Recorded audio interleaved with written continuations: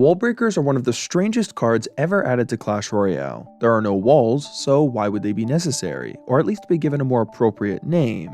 Well, this troop is originally from Clash of Clans, a game that does have walls. Lots of troops were brought over from Clash of Clans, but that still doesn't really explain the necessity for their existence. For one thing, most iconic troops from Clash of Clans were brought to Royale at the game's beta launch in 2016, but Wallbreakers weren't added until 2019. Also, there was already a troop based around the Wallbreaker that was revamped to fit better in Clash Royale's environment, the Bomber. This troop had been hinted at as being an evolved version of the Wallbreaker, giving an iconic troop a place in the game where it otherwise wouldn't have belonged. At least, that's how it was before 2019. The circumstances and the timing have led to some very interesting balancing developments, and today we're going to go over all of it. What do Wallbreakers bring to Clash Royale? How do they provide value to decks without any walls to break? Today, we're going to go over all of Wallbreakers' most iconic decks, all of their balance changes, and how they ended up in the position they're in today. Wallbreakers were revealed to be coming to Clash Royale on January 27, 2019 in a TV Royale. The card would spawn 2 building targeting units and only attack once, causing a major explosion, then dying. They moved at a very fast movement speed, so they had to be dealt with quickly. But they were fragile, so any small spell with the assistance of the tower or a cheap unit like skeletons could easily counter them. The card cost 3 elixir, which meant it was actually quite easy to get a positive elixir trade against. One important thing to note is that a single Wallbreaker could not connect to the tower on its own, so if sent in together, only one would connect, and if split, neither of them would. They would only deal damage if they connected to something, and although they could only attack ground, their explosion could affect air units. Just the existence of this troop in Clash Royale was treated as a joke because, as I've said, there were no walls. It was commonly brought up that their name should have at least been changed to fit the style of Clash Royale more. You could have called them Tower Chargers or Charger Bombers or something. As weird as their inclusion was, people were not impressed by this card either. You were spending 1 more elixir than Fire Spirits on something that couldn't really be used defensively, and only getting 11% more damage than you would if you played them by themselves and didn't get interrupted. Not to mention, Fire Spirits had a 2-tile range, and Wallbreakers had a 0.25-tile range. Mind you, Fire Spirits weren't really a good card at the time. They were a bottom tier. So when Wallbreakers were comparing mediocre to them, it was positive they would fail. Even something like a Goblin Barrel for the same cost could be placed right on the tower, allowing for more consistent connections. For a troop that could only get 1 attack in, 3 elixir was steep, and the damage wasn't impressive either. Shortly after launch, they were widely declared as being the worst card in Clash Royale. They were laughably awful, not being able to get value in any circumstance. They had a 0% use rate along with the Barbarian Hut and Heal spell. Cards have been released underpowered in a lot of circumstances, but personally, I don't think a card is ever released as weak as the Wallbreakers. A major flaw with them was the fact they couldn't both connect without some kind of support, but if you tried to put them behind a tank, they would often get stuck, negating their very fast movement speed. Not only were Wallbreakers dumb because the concept of a troop specifically designed to break walls in a game with no walls was hilarious, but they were so bad it caused people to question the strength of the Barbarian Hut. People tried to play them in bait decks since common counters were small spells. They were also tried to pick a bridge spam and split lane pressure, but ultimately they were too fragile and inconsistent. Some minor players also experimented with them, but ultimately other cheap pressure cards like Bats and Skeleton Barrel worked better. So why did Supercell release this card so underpowered? Did they really overestimate what it would be able to accomplish by so much? Well, we do have a bit of insight from Seth, the community manager at the time. He stated that they decided that having new cards come out very strong was an overall negative, so they were now purposely releasing them on the lower end of power. Their balancing philosophy at the time was to push the card up 1 month at a time until it gets somewhere healthy. According to the date of this tweet, it seems like they decided on this philosophy right after the release of the Royal Recruits, which was one of the most broken cards upon launch in Clash Royale history, causing so much backlash it led to the first real emergency nerf. And the emergency nerf caused backlash from another side of the community who spent money maxing it out, because the card they had paid to level up became unusable. Seth put out an apology and explanation for this messy launch, so I can understand why they'd want to avoid this again. They probably wanted a single Wallbreaker to connect to the tower by itself, but decided not to allow this to happen just in case they would have been too strong otherwise. Even just the slightest buff would have changed that interaction, so that was probably their first move to change if the card released weak, and since it was so underwhelming, it wasn't long before this was changed. On March 4th, 2019, Wallbreakers received a buff. In this set, their hit speed was decreased by 0.3 of a second.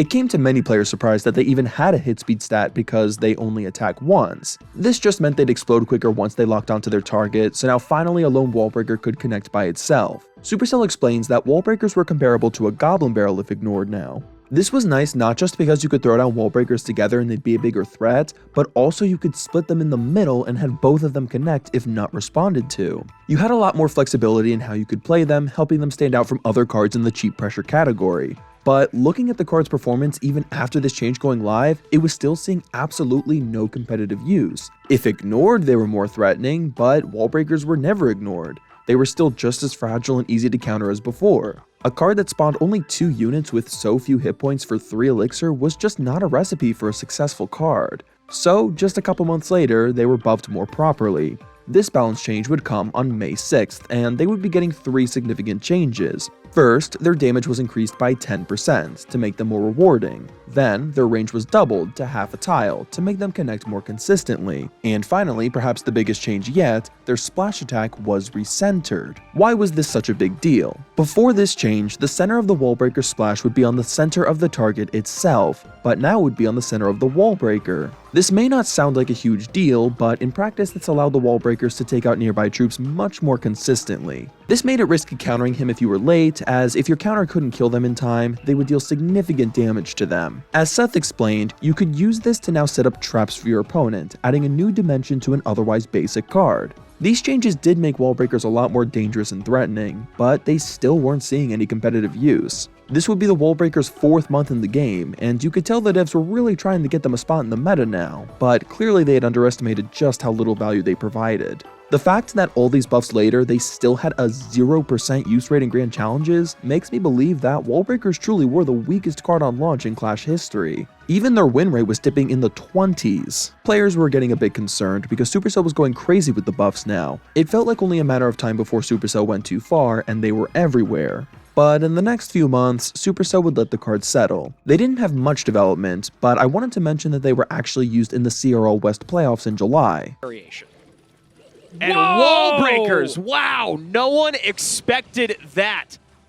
I don't think Seth expected that. Wallbreakers just made their debut, not just at CRL West, but in the playoffs. It ended up losing, of course, but just seeing someone confident enough to use Wallbreakers in a competitive tournament like this was truly inspiring. Many players used this deck for themselves and found great success with it. If you wanted to play Wallbreakers, this deck could work, but ultimately it still wasn't a top deck and wasn't enough to bump Wallbreakers' rates. It seemed to be showing potential though, which showed that maybe just another small buff could lead to Wallbreakers actually seeing some notable competitive use. But to me, it just seemed like this one niche deck Wallbreakers thrived in felt forced. Wallbreakers worked not because it had synergy with the other cards in the deck, but because the other cards in the deck were just so good that they made up for the weaknesses of the Wallbreakers. I wouldn't even mention an appearance like this typically, but because there is just no other notable inclusions of the card, I had to highlight this. They were engraved in people's minds as a joke card, so if you could make them work, it would be very impressive. You'd be seen as an underdog. They clearly needed more buffs. Several cards had been released since then, and although some of these cards were underpowered on launch as well, they had been given proper buffs to give them their spot in the meta. But after the May changes, there wasn't a lot of Wallbreaker action. This period would be quiet, as Supercell seemed stumped as to what to do with them. Their attempts at balancing them so far had been proven to be pointless and a waste of time, so soon enough, Supercell would do something massive. 4 months since its last set of changes, on October 7th, 2019, Wallbreakers would receive another set of changes. This time though, rather than straight buffing them, they were giving them a rework. First, the 10% damage increase it got in May was reverted. Then, their mass was doubled so that they'd no longer get easily stuck behind bigger units, which had been a major problem. This would also allow them to push units better, making them faster. For context, a Royal Hog had the old Wallbreaker mass, and it would now have the mass of a Hog Rider. Their collision radius was also decreased by 1/10 of a tile, which was actually an unannounced change. This was likely done because they were changing the spawn formation so that they'd spawn closer together. But these were all fairly minor changes in comparison to the biggest change Wallbreakers would get in this update, which was that their elixir cost was being reduced from 3 to 2. An elixir reduction to a card, no matter how bad, is always a huge deal. It's the biggest buff a card can get, always requiring some stat decreases to be okay. It did get the damage reduction, but the mass being increased was another buff. The card would get no radius nerf, no range nerf, no health nerf, no hit speed nerf.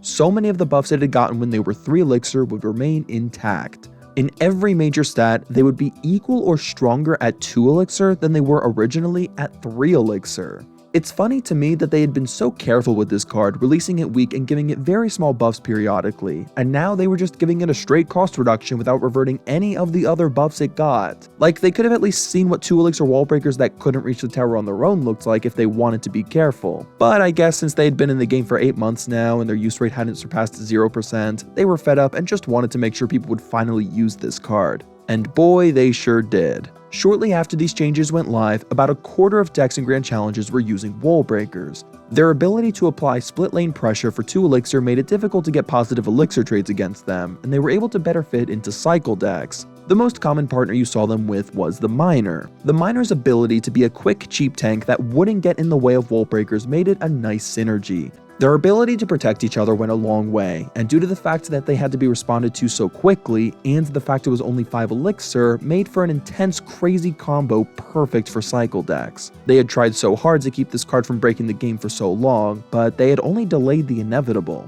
Wallbreakers were everywhere. They didn't feel game-breakingly overpowered, but they were still really strong. This meta wasn't even really a cycle meta, it was a beatdown meta. Wallbreakers were just so strong that they carried the archetype with their bony little legs. Players were in awe to see this long joke of a card actually useful, and although some players were upset, more people seemed to be happy this card was finally getting a moment in the spotlight. This was during the infamous Season 4, an environment where both witches were drastically overbuffed and the new elixir golem was breaking the game. So much for releasing cards weak. Despite the meta being so splash heavy with cards like Witch, Mega Knight, and Valkyrie dominating the competitive scene, these little bony boys were able to squeeze their way through. This was a miserable meta to play in. Top players were calling for Wallbreakers to be emergency nerfed within days of the changes going live. Especially with the CRL playoffs happening, having Wallbreakers being so controlling was not an environment pros wanted to play in. But they would not be implementing any emergency nerfs this month, and the community managers put out a statement to address the lack of any.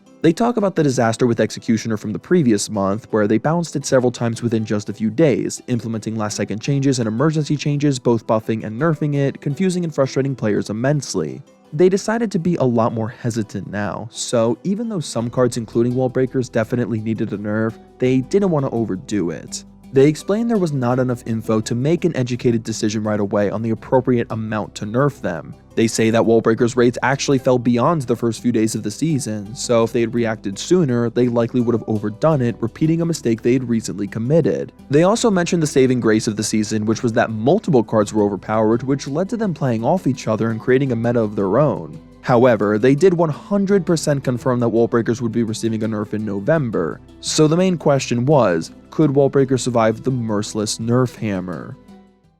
November rolled around, and once again, big changes were coming for Wallbreakers, and it would be getting 3 changes. First, their damage was decreased by an additional 19%, then their splash radius was decreased by half a tile. Finally, they were made to spawn further apart once again, because bringing them closer together led to a true red, true blue issue. You see, the Wallbreakers spawning closer together made them confused as to which way they were supposed to go if placed on a center tile. Depending on whether you were true red or true blue, placing it on a center tile could either lead to them running to opposite towers or the same. I never understood why they changed their spawn formation to begin with. These were some pretty harsh nerfs, but the damage would still be threatening enough so defenders would be incentivized to defend them. And the explosion radius was absolutely ridiculous before. It being so big didn't matter when it was centered on its target, but since they recentered it, 2 tiles felt like way too much. These are the proper reductions that should have been implemented when the cost was reduced, but like I said before, I think they just wanted to ensure Wallbreakers would actually see some play, because I think another balance change where they continued to have 0% usage after would have been humiliating.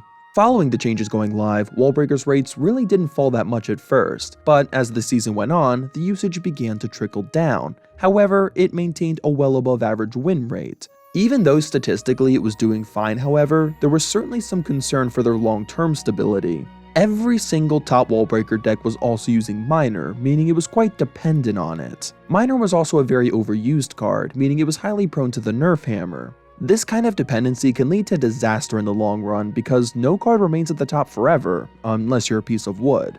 Even in December, we saw a significant further drop in Wallbreakers' use and win rate to just about average, because although Wallbreakers needed Miner, Miner didn't need Wallbreakers. As we go into 2020, Miner would receive multiple nerfs, so we'll observe how Wallbreakers adapted to these developments. This Valkyrie Miner Bomb Tower deck had been the most popular Wallbreaker deck for a while by this point, but we did see some Mega Knight Miner decks creeping up that were including it too.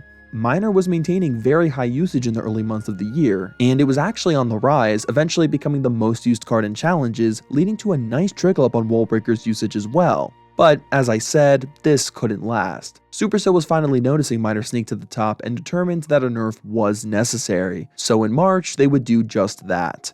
And this month, you saw a major drop in their usage, and it continued to dwindle into April. In this season, Skeleton Barrel was reworked to move faster, making it more high pressure. This small rework brought it back into the meta, and since it filled a similar role to Wallbreakers, it stepped on their toes. Things would stabilize though, so after April, for the next few months, Wallbreakers had pretty average rates. Despite this healthy performance, however, they would appear in one set of balance changes in 2020, in June. In this set, Wallbreakers were given a staggered deploy, meaning instead of both of them moving at the same time, one of them would take an additional 1/10 of a second to begin moving. This seems like a rather insignificant and pointless change, and honestly, it was. It was technically a nerf, but this in practice wouldn't make a difference in most scenarios. It was really meant for swarms with a lot of units so that they couldn't instantly get a high amount of damage per second.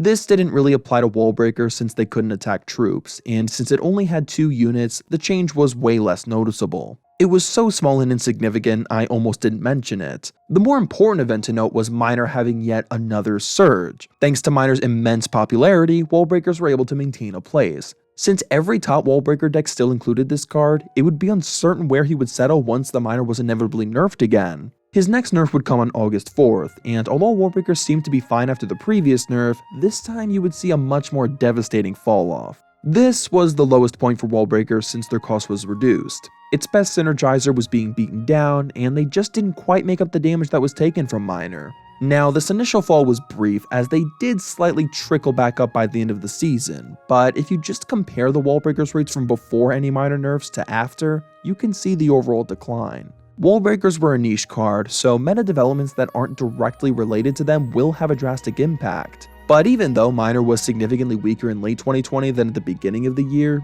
it was viable, and Miner Wallbreaker decks remained common. But you weren't really seeing them in the top deck list anymore. Their use rate from August through November consistently hovered around 3 to 5% in challenges, which is below average, but not necessarily calling for a buff. Wallbreakers would have a significant spike in December to more healthy rates though for a few reasons. First, we saw the Skeleton Barrel getting nerfed. This card had been very popular, commonly paired with the Miner, taking up Wallbreakers' potential spot in several decks. With it being toned down, the balance between them became more fair. Bats also received a buff in this update, which was a good zap bait and Miner synergizer card just like Wallbreakers were. This buff led to the explosion of this Miner cycle deck, which included Wallbreakers, leading to their individual usage rising back to double digits. So they were fine. Even if they were fairly niche, they always at least had some usage, and their win rate never exceeded the ideal range, at least not for too long. Miner had proved its consistent dominance on the Clash Royale meta for a while now though, so in 2021, Supercell would do something to combat this, and the future of Wallbreakers was up in the air. The beginning of 2021 was looking good. Wallbreakers rates were high, and by February they were actually peaking so high it was looking like they were on the brink of needing a nerf. In fact, in February there was a deck that started doing really well with Wallbreakers that didn't include the Miner, showing the card was not fully dependent on it. You were also seeing some Miner Wallbreaker decks including Royal Recruits. Considering Royal Recruits and Wallbreakers both provided split lane pressure, I'm surprised we hadn't seen more of this combo sooner. The first quarter was an excellent period for Wallbreakers, as their rates suggested they were a top tier. But after the first set of balance changes of the year arrived, on March 31st, 2021, several cards that Wallbreakers were commonly used with like Knight, Bomb Tower, and Hunter were toned down, severely weakening some of their best decks. You'd think Wallbreakers would be able to adapt a bit better given the last few months of performance, but these nerfs were a bigger deal to them than it might seem at first glance, as it had yet another significant drop. There wouldn't be much development month to month anymore because balance changes were no longer monthly and new cards were very scarce, but we would get balance changes and a new card in June, both of which weren't great for Wallbreakers. First, I'll go over the balance changes that indirectly nerfed Wallbreakers. The 2 Elixir Fire Spirits card was reworked into a solo 1 Elixir Spirit, and what was notable was that the unit got a damage buff which allowed a single Fire Spirit to deal enough damage to get each Wallbreaker to die in 1 tower shot, meaning with the assistance of the tower, it fully countered them for a positive Elixir trade. Now, obviously you could always split them to avoid this, but if you're trying to go for 1 tower specifically, this limitation could really hurt. Wallbreakers were 2 Elixir, so not many cards could fully counter them for a positive Elixir trade. None of the other spirits could fully shut them down, only skeletons could. Having this new option was hard for the card, as you had to play them a lot more carefully and particularly in order to get value out of them. Now, as I've mentioned before, Miner sort of had a monopoly in Clash Royale. No other card was really even close to doing what it did. But that would change this month with the addition of the Goblin Drill. Like Miner, Goblin Drill could be placed almost anywhere in the arena and tank a good bit, while causing a great deal of damage if ignored. This card was extremely powerful upon launch, and given its similarities to Miner, you might think Wallbreakers would have had an easy time adapting with it, but this wouldn't really be the case. Goblin Drill was a much more reliable damage dealer on its own that didn't really need the addition of Wallbreakers for those little extra bursts, and the counters to it were different than Miner, bringing out a lot of Valkyrie and Dark Prince, not so much cheap and squishy swarms. Some of these splash counters just make it harder for Wallbreakers to get value.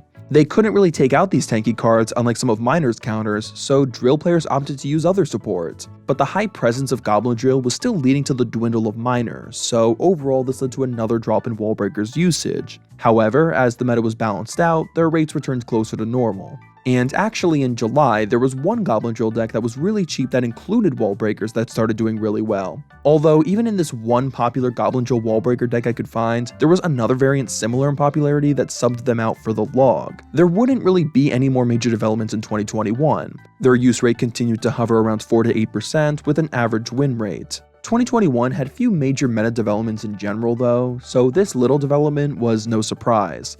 And things wouldn't change much in 2022. For nearly the entire year, their use rate remained around 5 to 7%, primarily appearing in a couple variants of Miner Cycle. But you did see them appear in decks without Miner sometimes as well. Mega Knight with Wallbreaker started popping up a lot in late April, and also around this time, the Mighty Miner received a buff leading to Wallbreaker seen with him as well. But despite these developments, he didn't have any substantial major spikes in usage. At least until December, where the Mighty Miner was overbuffed, leading to a temporary significant boost in Wallbreakers. So once again, not a huge year in terms of development, but next year would be different. Even though Wallbreakers weren't given any attention directly, 2023 would be a big year for them. Miner was on the rise again, so we were still seeing plenty of that combo. Mighty Miner was also still quite popular despite the nerf, and a major Archers buff in February led to a new variant gaining significant traction. Wallbreakers' individual usage had a very noticeable spike, being the highest it's been in years. Archers would get toned down in April along with the Miner again, but they were still doing fine. They were appearing a lot in Logbait thanks to a Rascal buff, some not even including Mighty Miner. Mighty Miner was nerfed in June, but even that didn't seem to slow down Wallbreakers' momentum. Evolutions were released in June, and Miner Wallbreaker Cycle was adapting with a number of these. You saw a lot of Miner Wallbreakers with Evo Firecracker in June and July, then you saw it a lot with Evo Knight in the later months. Also in late 2023, you were seeing some split lane pressure decks trending with the evolved Royal Recruits. For a while in recent years, it had seemed like Wallbreakers were very dependent on the strength of Miner and Miner alone, but 2023 was proving that Wallbreakers could be a lot more flexible than originally thought. It adapted with evolution seamlessly and appeared in a variety of decks. It had seemed so niche, and in the long run its usage had been trickling down, suggesting it was going to fade into irrelevance. But they just weren't going anywhere. Time was only proving that they were one of the healthiest balanced cards in Clash Royale. They hadn't received a balance change in 3 years and hadn't received a major one in 4. So what was the next move? Let the card continue to have healthy success and focus on other problems in the game? Well, if that was the case, I wouldn't be making this video. Of course, Supercell being Supercell decided to give this card its very own evolution. Wallbreakers would be the first epic card to receive one, and this would come in February 2024. And, fun fact, the evolution was released on the 5-year anniversary of when the card was originally obtainable in-game. So what would change with the Wallbreaker evolution? Well, now each Wallbreaker would come in 2 phases. The Wallbreakers in the first phase would have the same health as the base troop, but if they connected to the tower, they would deal 44% more damage. So what was the second phase all about? Well, if the evolved Wallbreakers were taken out in their first phase, they would deal death damage and a runner troop would take their spot. These runners would have half the health of a normal Wallbreaker, but deal the same damage. Basically, you were rewarded extra if you got an evolved Wallbreaker in its first form to connect, but even if you didn't, you'd have another chance in their second phase to get the normal damage you would be getting otherwise. The Wallbreaker's death damage was actually the difference between the Phase 1 and Phase 2 Wallbreaker's connection damage, so if they got taken out in their first phase near the tower and the runner ran in and connected, it would effectively be the same as the Wallbreakers in their first phase connecting. If the Phase 1 Wallbreakers connected to the tower, they wouldn't deal death damage on top of that, nor would the runner spawn in. The big advantage was allowing them to get more consistent connections. Any cheap swarms that would usually fully counter them would now die after taking out the first wave. Small spells, including multi-hit ones like arrows, wouldn't even fully counter them for a negative elixir trade.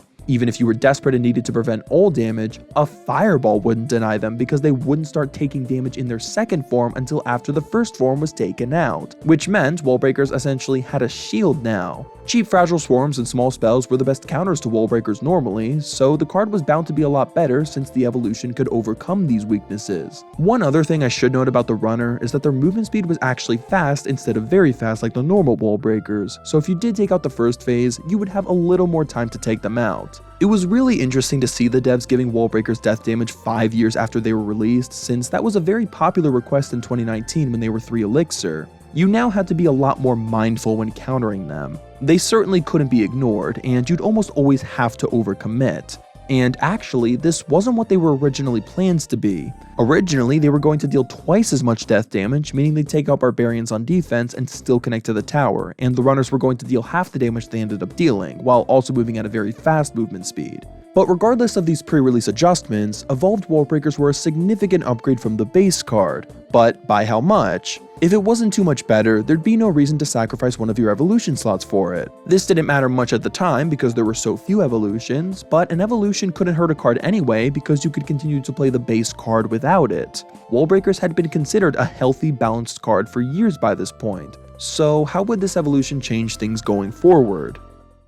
Observing just the first month of the evolved Wallbreakers performance, it didn't seem it made much of an impact at all. I'm not saying it wasn't good or healthfully used, because it certainly was, but compared to other evolutions, it didn't do much more than their base counterpart. They were mainly used because decks built around them didn't have other cards that had evolved variants. Let's compare stats so we can see what I'm talking about. One day before evolved Wallbreakers were added, the base card had a 13% use rate in Grand Challenges, and at the season end, the evolved variant finished in 14% of the top 100 finishing decks, with 0 of the base card appearing. And the reason I jumped from Grand Challenge to top ladder stats is because I wanted to take a stat that came after the release of the evolved Bomber, since that was a heavy influence to the meta, but since Evos weren't available in Grand Challenges until the season after they were released, I have to use top ladder stats for the first season an evolution is introduced. Looking at the decks this evolution was most popular in, it's pretty much what you'd expect. Goblin Drill and Miner players flocked to this Evo. It didn't seem to have any serious influence or boost, but we would see more developments in the next few months. In March, the most popular evolutions got toned down, and following this, we saw a surge in evolved Wallbreakers usage. They were still far from the most popular Evo, but they became more of a staple in Goblin Drill and Miner decks. Not to even mention that the Goblin Drill was doing much better this month thanks to a rework it got, which may have also been a big part in evolved Wallbreakers' rise. At least, that's how the season started. Because of the other 2 evolutions added this month, this card began to struggle. The new evolved Zap could fully counter evolved Wallbreakers for an equal trade, which no other spell could do. Plus, since they had the same number of cycles, you could use the normal Zap for the normal Wallbreakers and the evolved Zap for the Evo. Obviously, a Wallbreaker player could negate this by splitting them, but that wouldn't help against the other new evolution, the evolved Tesla. All buildings were great against Wallbreakers, but this one especially defended very well against evolved Wallbreakers because this building would emit a pulse stunning and dealing damage to units within a certain radius. And this could actually double dip on both phases of the evolved Wallbreakers, allowing the Tesla's primary attack to take out each Wallbreaker in one hit. Thanks to these new evolutions, there were actually less Wallbreakers finishing in the top 100 than from the previous season, despite having an early season rise. But that's okay, they were still being seen a healthy amount. Even if all the Wallbreaker evolution accomplished was keeping Wallbreakers relevant in an increasingly evolution-controlled game, that would be fine. But in April, we saw a massive drop. And this was caused because of another relatively new feature: tower troops. You had the Cannoneer, which allowed you to trade hit speed for extra damage, but the real cause of this drop was due to the brand's new Dagger Duchess. Dagger Duchess attacked much faster and dealt more damage than the standard Princess Tower, and this led to an upset in the meta, completely destroying cycle decks, aka the only archetype Wallbreakers were a part of. Wallbreakers were balanced around having just enough health to reach the Princess Tower. Their threat and pressure is what made them valuable. But against Cannoneer and Dagger Duchess, they were completely countered with no defense required by the opponent, split or not, which made them far less reliable. These tower troops were overpowered right now, but theoretically, if all three of them had equal usage, that would mean in 67% of battles, the tower would completely take out Wallbreakers, which was not reliable. Now, the evolution would get some damage on the tower if ignored, but it didn't make them worth including. Despite Goblin Jill being really good around this time, Wallbreaker's usage fell to way below average, with a win rate in the low 30s, high 20s in challenges, which are unviable rates. Not a single Wallbreakers, evolved or base, finished in the top 100 for the April 2024 season. It was perhaps the worst environment for the card during its 2 Elixir state ever. Something big was going to need to happen for this card to be competitively viable again. It simply couldn't thrive in its current state with these tower troops ruling the meta. In May, they would appear in the balance changes, but rather than a straight buff, they would be receiving a small rework. The evolved Wallbreakers would receive a 33% damage decrease so that they now deal the same damage as normal Wallbreakers. In their second phase, their damage was decreased by a whopping 50%, making it about what their death damage was, but their movement speed would be increased to very fast. In their explanation, they state, evolved Wallbreakers were both harder to answer and dealt significantly more damage. Since their design is about survivability, we're removing the bonus damage and making the runners faster. This indicates it's meant to be an overall nerf. But why?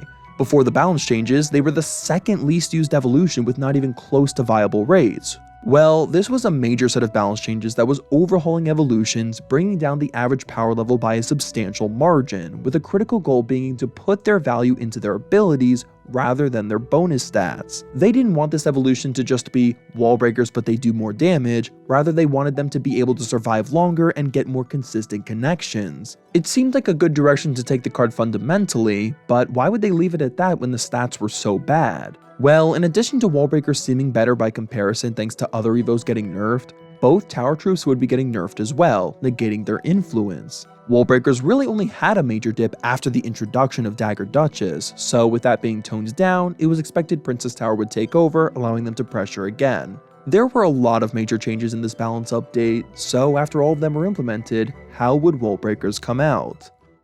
Observing how Wallbreakers were doing a few weeks after the balance changes went live, they seemed to be doing even worse. Dagger Duchess and Cannoneer were still widely used, and evolved Tesla was meta. This was still not an environment for Cycle to thrive. It was an extremely disfavorable environment for Wallbreakers specifically, and their evolution did not help them overcome their weaknesses. The small rework it got seems to make less of a difference than the other environmental factors. The period from April to June was a chaotic mess that made it really hard for some cards that were tailored to the older environment to have any success. Finally in July though, they would properly tone down Dagger Duchess along with some of the other meta drivers at the time. With Princess Tower becoming the dominant tower troop again, the meta returned closer to a sense of normalcy, and with that, we saw a surge in Wallbreakers usage. Interestingly though, if you looked at the top ladder usage rates, it suggested an imbalance. In the top 100 finishing ladder checks for the July 2024 season, Wallbreakers finished in 10 of them, but only 1 of them were using the evolution. The evolved Wallbreakers were proving to not be good enough to take an evolution slot. Other ones simply provided more value compared to their base counterparts. In this season, you were primarily seeing Wallbreakers in 2 decks. You saw them a lot with Goblin Drill, which was to be expected, but you were also seeing them a lot with the recently added evolved Goblin Barrel in a Logbait deck. Having a barrel on each side with a Wallbreaker in each lane could create a crazy amount of pressure for just 5 Elixir.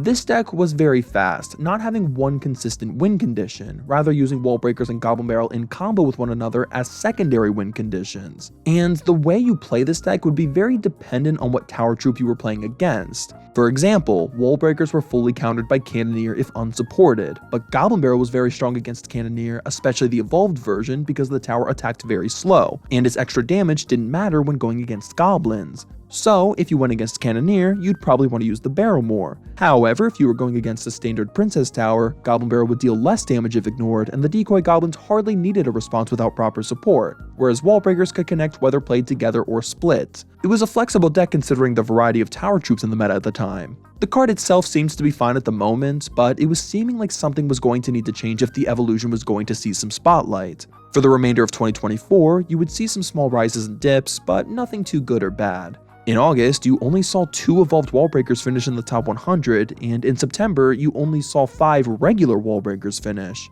The card was in a weird spot, but we would see a sharper rise in October. One major development for Wallbreakers was that the Cannoneer would attack just a bit slower, so now it couldn't fully counter Wallbreakers if they were coming down the same lane. Minor Wallbreakers was also on the rise again with a new Goblinstein champion, which led to evolved Wallbreakers seeing a lot more use. Both variants of the card seems to have their own place by this point. Evolved Wallbreakers were being seen more often with the new champion, while base Wallbreakers were primarily still used in bait. Overall, their combined usage was about average now. It was interesting to see so much development in 2024 despite few balance changes, but with the absurdity of the other new evolutions, tower troops, and all the balance changes for other cards, this is what we got. Especially since they were appearing in a variety of decks, it seems like Wallbreakers were one of the healthiest cards in Clash Royale. But to end off the December season, all 12 of the Wallbreakers that finished in the top 100 were evolved, and 11 of those 12 had Minor and Goblinstein with them. Goblinstein was still a vastly overpowered card, so the fact that Wallbreakers were almost exclusively seen with it by the end of 2024 was not a good sign of the state of the card. And it seemed like the only reason the evolution was used over the base card was because these decks were not using any other cards that had an evolution. So if some of these cards got evos, evolved Wallbreakers would likely get subbed out.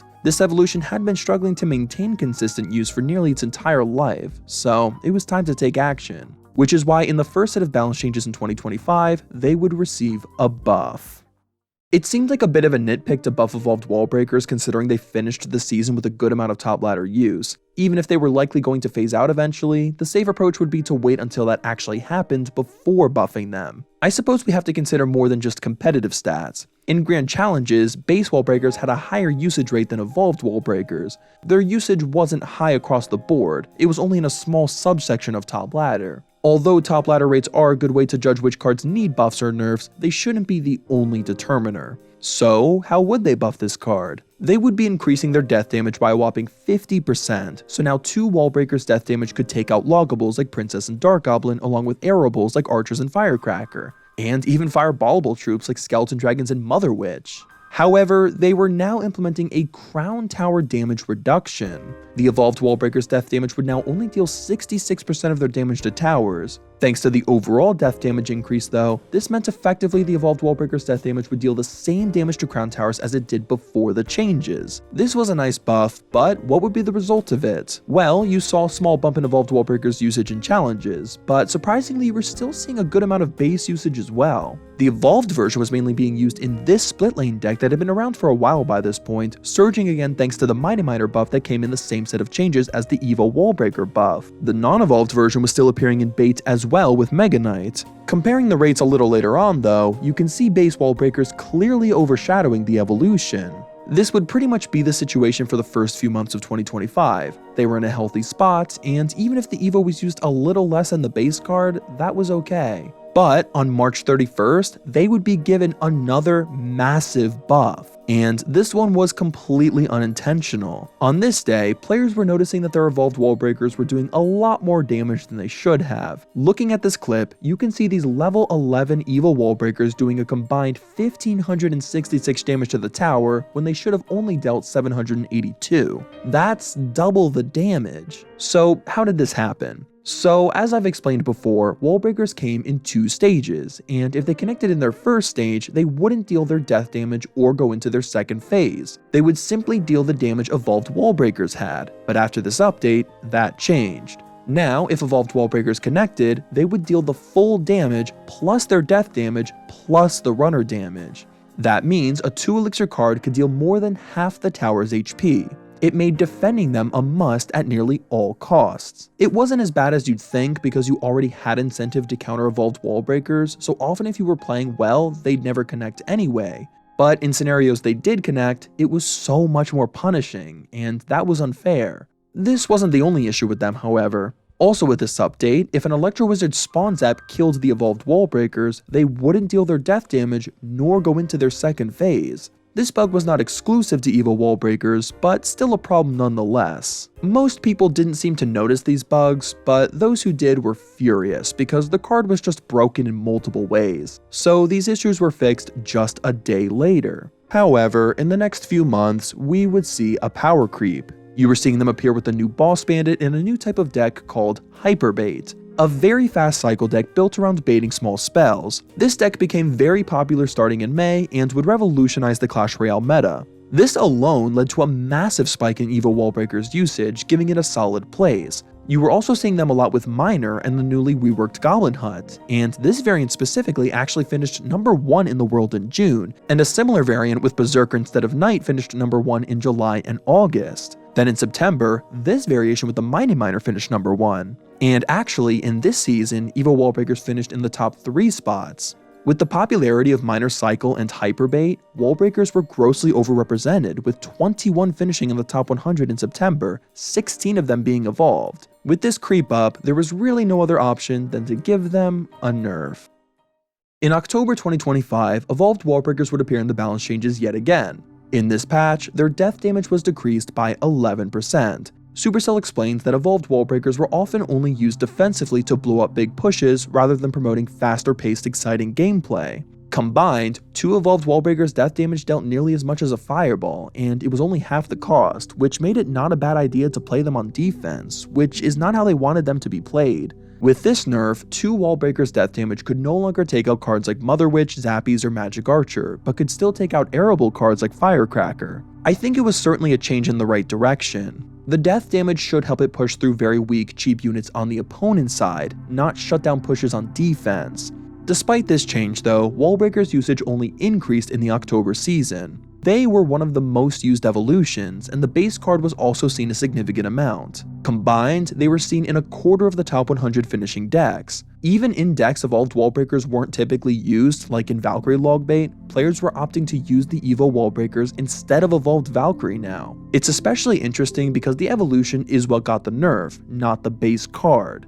But when you look at the bigger picture, it makes sense. The October set of changes was a massive set, heavily nerfing several popular evolutions, making Wallbreakers better by comparison. And one of the popular evolutions, Evolved Cannon, had its barrage damage reduced specifically so it couldn't kill Wallbreakers anymore, basically indirectly buffing them. So even though Wallbreakers had received their nerf in October along with the other popular Evos, it wasn't enough. So in November, they would nerf them again. In this set, they would decrease the base Wallbreakers damage by 10%, and this also affected the evolution in their first phase to be consistent. And in addition to this, the runner's damage was decreased by 6%. They were simply providing way too much value for 2 Elixir, and with so many major nerfs happening across the board, this sneaky duo needed to follow suit. This is the last balance change Wallbreakers have received to date, so how have they done since then? Well, their usage dropped substantially since the last nerf, but they're still used in competitive play a healthy amount. You don't often see them in Hyperbait anymore, as Skeleton Barrel and Skeleton Army fill the Evo slots better in those decks, and cards like Suspicious Bush are usually better at pressuring than Wallbreakers in the non-Evo slots.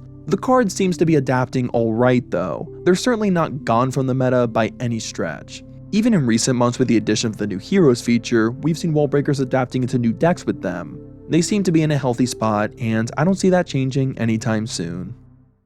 So what's the future for Wallbreakers? Well, for a game with no walls, they're doing alright for themselves. I've always been confused by their addition and the timing of it, but they can be a really fun card. Even with the existence of Evolved Skeleton Barrel, Evolved Skeleton Army, Suspicious Bush, and the prominence of so many cheap spells, they've managed to hold their ground. They haven't changed a lot over the years, but the developments they've had in the last 2 years have interested me. Will this card need some sort of change in the future? I think at some point it will need a buff, because I think the competition will get fiercer, and that won't help a card that already has slightly below average usage. Even recently with the rise of hero goblins, they've been suffering in terms of usage again. I think it's only a matter of time before they add an official wall to the game in one form or another, and when they do, this card will be there, surging in the leaderboards, finally fulfilling their true purpose after over 7 years in the arena. But what do you think about this card? Does it make any sense that they added it in the first place? And do you agree with the direction Supercell has taken it in? Let me know what you think and what card you'd like me to cover next. Thank you all for listening, and I'll catch you later.